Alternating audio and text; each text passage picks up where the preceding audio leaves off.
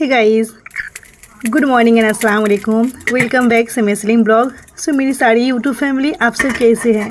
उम्मीद है आप सब बहुत अच्छे से होंगे। अल्लाह सुब्हान व तआला आप सबकी ज़िंदगी को इस रमज़ान माह की तरह बरकती ज़िंदगी अता फरमाए। सो गाइज़, अल्हम्दुलिल्लाह हम लोग फजर में तो उठ चुके हैं और यहाँ पे हम अपने लिए चाय बैठा दिए हैं। साइड में हस्बैंड जी के लिए राइस गर्म करने बैठा दिए हैं। गाइज़, हम सोच रहे थे कि हम रमज़ान माह में चाय बिल्कुल नहीं पियेंगे, बट आई कांट कंट्रोल। मैं जब 14-15 के थे तब से मेरा ऊपर पढ़ाई का प्रेशर था और मैं पढ़ाई की वजह से लेट नाइट तक जगती थी एग्ज़ाम के टाइम में। उस टाइम से मुझे चाय की आदत लग गई है और तब से जाके अभी भी मैं चाय पीती हूँ। सोचती हूँ कि नहीं पीऊँगी पर कंट्रोल ही नहीं होते हैं।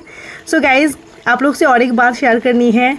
मेरी एक आईडी से, मेरी नहीं मतलब मेरे वीडियो में एक कमेंट आए हैं शेख परवेज़ आईडी से। सो उन्होंने मुझे कुछ पूछा है देवबंद के बारे में। मेरी ऐसी क्या बात उनको लगा है कि उन्होंने मुझे पूछा है कि आप फतिया नहीं कराती हैं, आप क्या देवबंद हैं?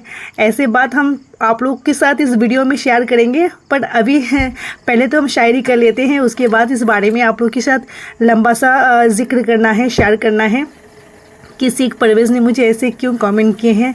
बहन या भाई है, आप लोग से ज़्यादा मोहब्बत करते हैं हम, आप लोग क्यों ऐसे सोचते हैं और ऐसे कमेंट क्यों करते हैं? चलिए आप लोग के साथ इस बारे में बात करेंगे, उससे पहले हम शायरी कर लेते हैं। तो हम चाय बना लिए हैं अल्हम्दुलिल्लाह, और मुझे ना शायरी के टाइम में चाय से बेहतर और कोई चीज़ नहीं लगती है। हस्बैंड जी मुझे राइस खाने के लिए कहते हैं कि राइस खाया करो या रोटी बनाया करो अपने लिए, देर तक भूख नहीं लगेगा। और वैसे भी हस्बैंड जी भी थोड़ा सा खाते हैं और मुझे ना चाय का इतना तलब लग चुके हैं, तो मैं सोचती हूँ कि चाय और 2-4 बिस्किट खा के मेरा शायरी हो जाएगा। सो गाइज़, चलिए आप लोगों को हम बताएंगे देवबंद किसको कहते हैं और मुझे ऐसा शेख परवेज़ आईडी से ऐसे क्यों कमेंट आए हैं और मेरी कमेंट ऐसे क्यों आए हैं, इसके रीज़न क्या है, इसके बारे में आप लोगों के साथ बाद में बात करेंगे इंशाल्लाह।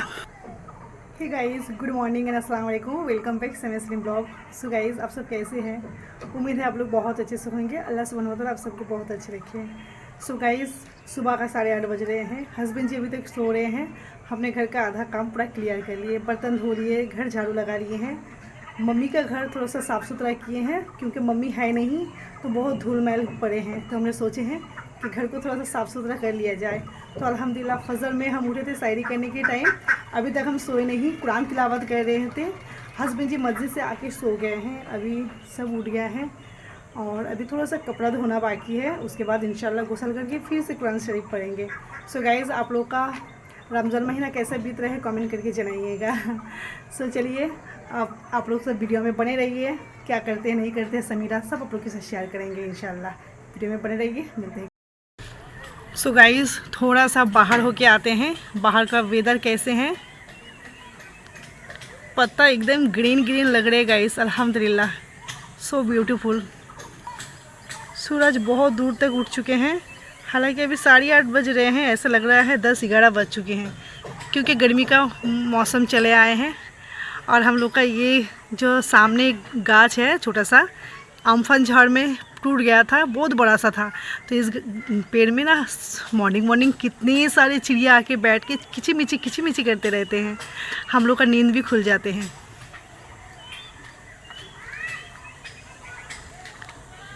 सो गाइस, बाहर नहीं निकलेंगे क्योंकि काफ़ी धूप आ गया है, गला सूख सकते हैं। चलिए, अब बहुत ज़्यादा काम है। सो गाइस, मम्मी का घर थोड़ा सा साफ़ सुथरा किए हैं, थोड़ा सा गुछाए हैं, पालंग को झाड़ के तकिया वगैरह सब सेटिंग करके सब साफ़ सुथरा किए हैं। और मम्मी के घर में बड़ा सा अलमारी है, उसके ऊपर हम कुरान शरीफ रखते हैं। सो गाइस, अभी भी हस्बैंड जी उठे नहीं हैं, सो रहे हैं, तो अभी जाएंगे नहीं। यहाँ थोड़ा सा कपड़ा हमने निकल के रखे हैं, अभी धोएंगे इंशाल्लाह बैठ के, हस्बैंड जी जब तक नहीं उठ रहे हैं।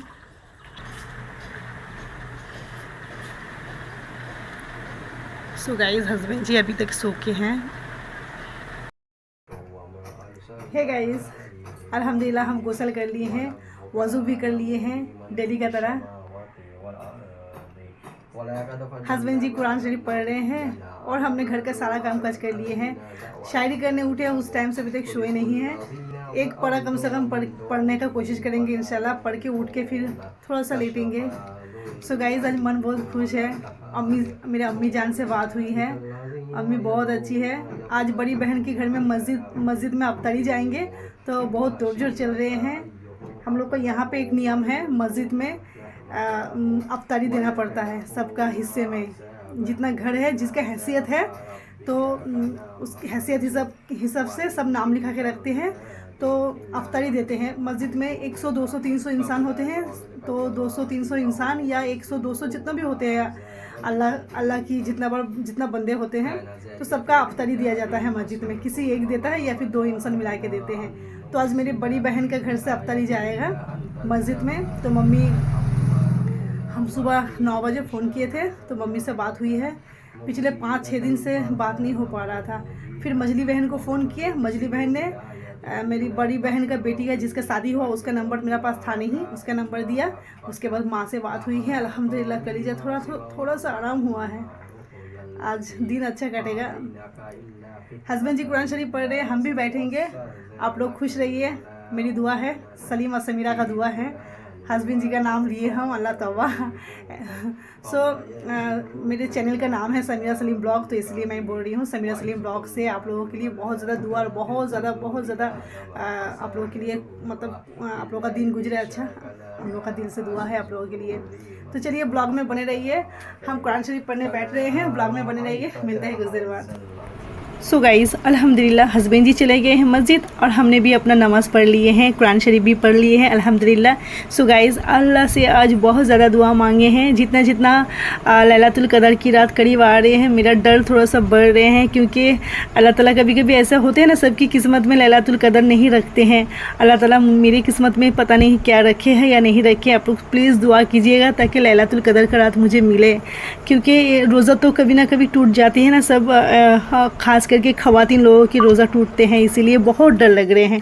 सो गाइज़ मैंने अल्लाह ताला से बहुत ज़्यादा दुआ मांगे हैं। सबसे पहले तो जितने सारे लोग वफ़ात पा चुके हैं उन सब के लिए दुआ मांगे हैं, और जितने सारे लोग भटके हुए राही हैं सब के लिए दुआ मांगे हैं। उसके बाद अल्लाह ताला से आप लोगों के लिए दुआ मांगे हैं कि अल्लाह ताला आपकी ज़िंदगी, आप सबकी ज़िंदगी को कामयाबी ज़िंदगी बनाएँ, और आप सबकी ज़िंदगी, हमारी ज़िंदगी रसूलुल्लाह सल्लल्लाहु अलैहि वसल्लम की नेक अदब को अपनाने वाला ज़िंदगी बनाएँ। उसके बाद मम्मी के लिए दुआ मांगे हैं, हस्बैंड जी के लिए दुआ मांगे हैं, और फिर मैं अपने लिए दुआ मांगना भूल ही गए हैं। सो गाइस चलिए, हमारे लिए तो दुआ करने के लिए आप लोग हैं अल्हम्दुलिल्लाह। हे गाइस अल्हम्दुलिल्लाह हम वज़ू करके चले आए हैं। अफ्तारी यहाँ पे तैयार हो चुके हैं। मेरी अफ्तारी यहाँ पे रेडी है, यू कैन सी। और मैं अभी ट्यूशन पढ़ा के आई हूँ, अभी नहीं, आधा घंटा से ज़्यादा हो गया है। आके फल फ्रूट काट लिए, घुगनी वगैरह सब कुछ रेडी कर लिए हैं। आज पकौड़ा आज भी नहीं बनाए हैं।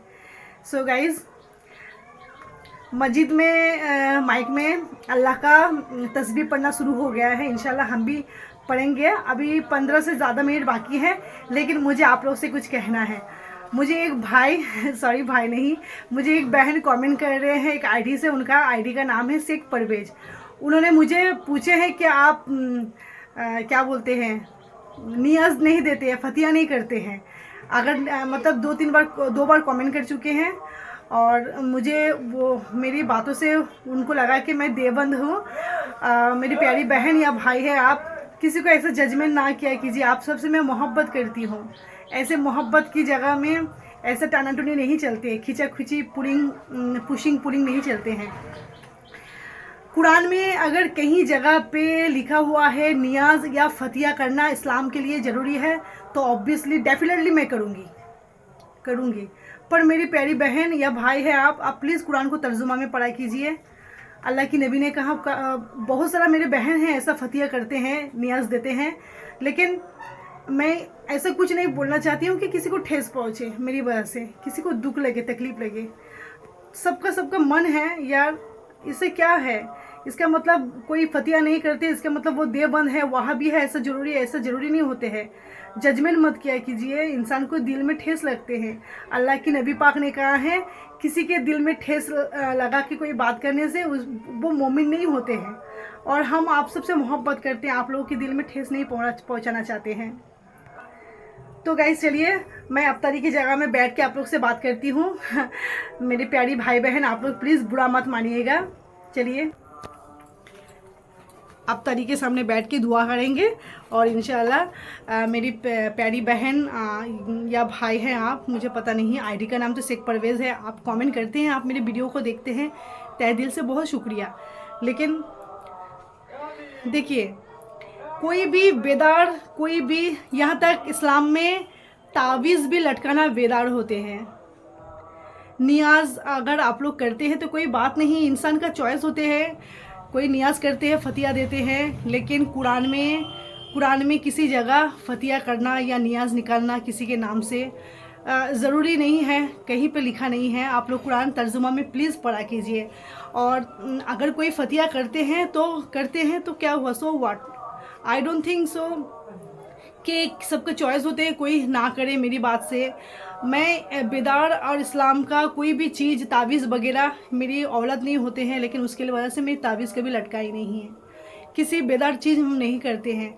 आप लोग प्लीज़ मेरी बातों का गलत मत मानिएगा, मैं किसी को दिल पे ठेस नहीं पहुंचाना चाहती हूँ। मेरी सारे भाई बहन सबका अपना अपना चॉइस होते हैं, अपना अपना पसंद होते हैं, लेकिन किसी को जजमेंट ना करे। कोई वाहबी है, कोई देवबंद है।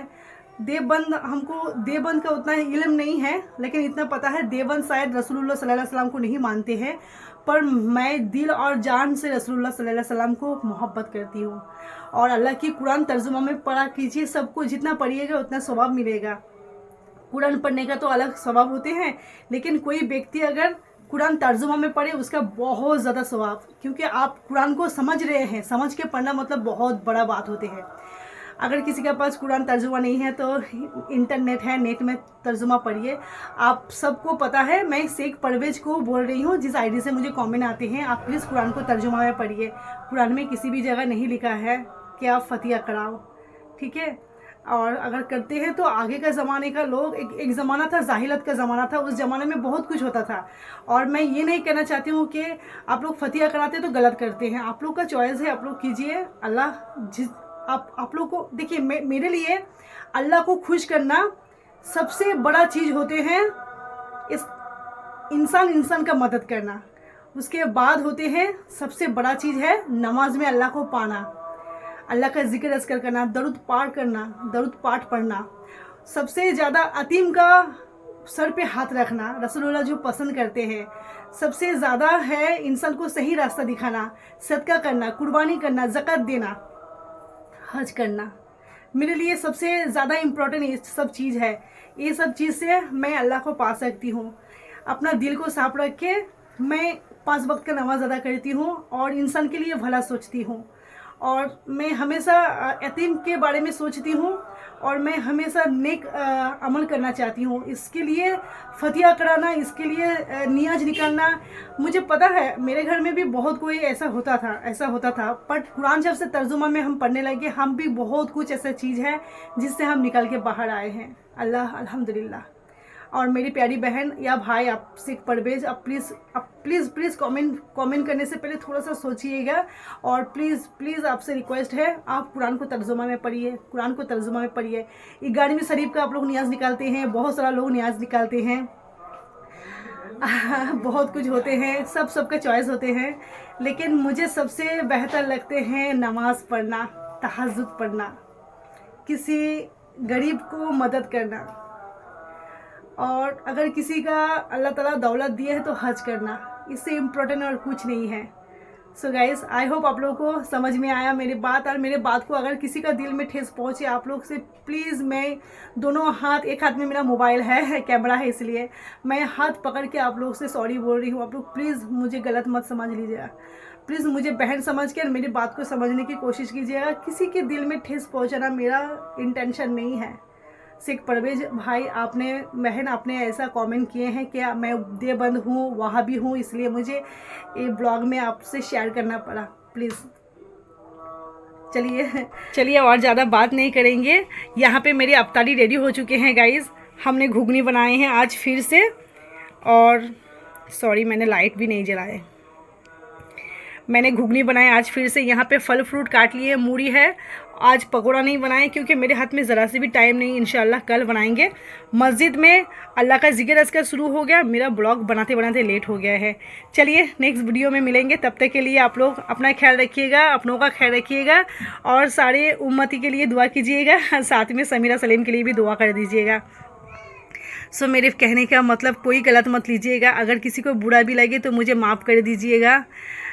मैं अल्लाह को पाना चाहती हूँ नमाज में, तहज्जुद में, फजर में, बस मेरा और कोई रास्ता, इससे बेटर रास्ता मुझे नज़र नहीं आते हैं। तो चलिए मेरी सारी प्यारी बहनें मुझे माफ़ कर दीजिएगा अगर कोई बात में मेरा भूल चूक हुआ तो। चलिए मिलते हैं नेक्स्ट वीडियो में। टाटा बाय बाय एंड अल्लाह हाफिज़।